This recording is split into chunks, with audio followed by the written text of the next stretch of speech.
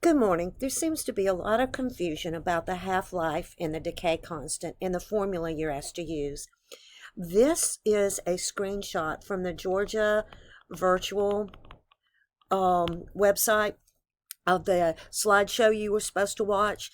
And in it, it gives you a formula that says take the natural log of 2 and divide by the decay constant, and that will give you the half-life time. It's always the same formula. Your constant changes, but you always have the same exact formula. And so you need to look for a button on your calculator that says LN. That's called the natural log.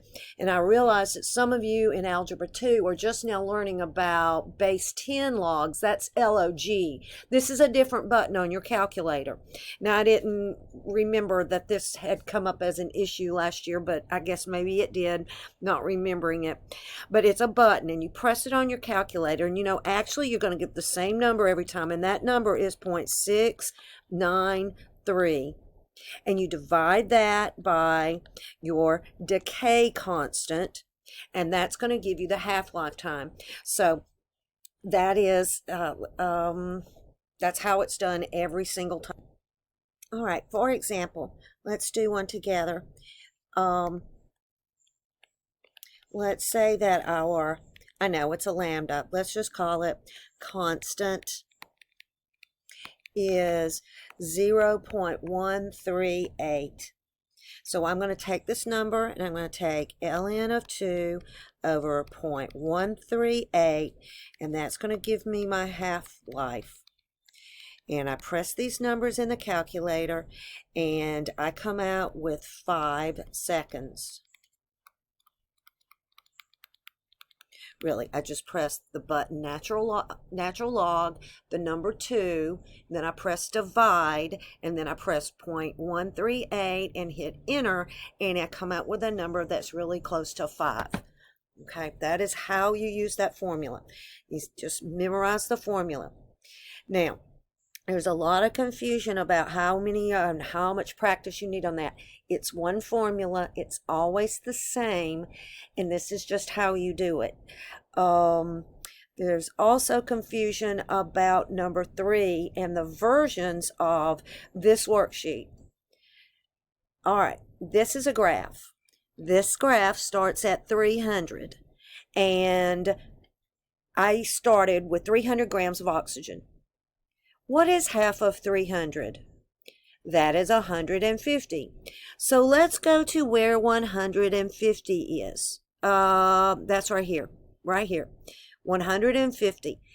That time to go from 300 to 150 looks to me, it's bigger than 50 and less than 100.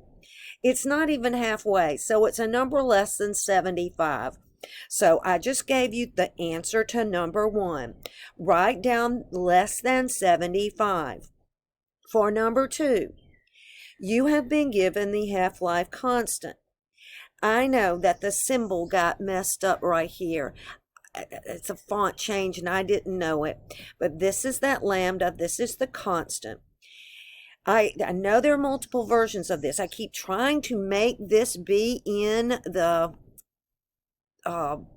version you have, but people keep getting different versions, and I'm not sure how to make all the other versions go away if you'd already opened the document. But I just said, here you go, here's your formula. Plug the numbers in. If you don't get 70, you haven't done it right. I'm telling you, the answer should be 70. Number 3, I keep saying, you may omit it. I tried to take the question away. I am not going to test you on some obscure formula that you don't need.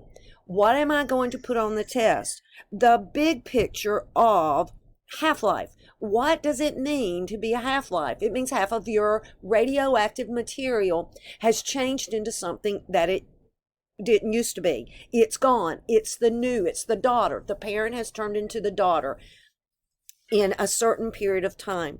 So, how many grams are left after 6 half-lives?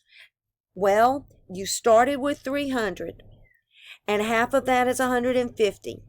Half of 150 is 70 something, and half of 75, and half of 75 is 30 something, and half of 30 something is 15, 16 something, and half of 15, 16 something is 8 something. So I have data points showing you 1, 2, 3, 4, 5 half-lives. The question is, what happens after the 6th half-life? Where would the 6th data point be?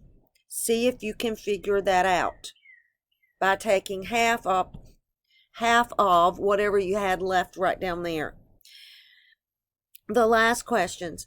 How many grams are left after 212 seconds?